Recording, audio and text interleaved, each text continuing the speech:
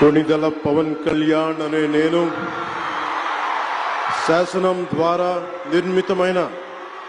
భారత రాజ్యాంగం పట్ల నిజమైన విశ్వాసం విధేయత చూపుతానని, భారతదేశ సార్వభౌమాధికారాన్ని సమగ్రతని కాపాడుతానని, ఆంధ్రప్రదేశ్ రాష్ట్ర మంత్రిగా నా కర్తవ్యాలను శ్రద్ధతో అంతఃకరణ శుద్ధితో నిర్వహిస్తానని, భయం గాని పక్షపాతం గాని రాగద్వేషాలు గాని లేకుండా రాజ్యాంగాన్ని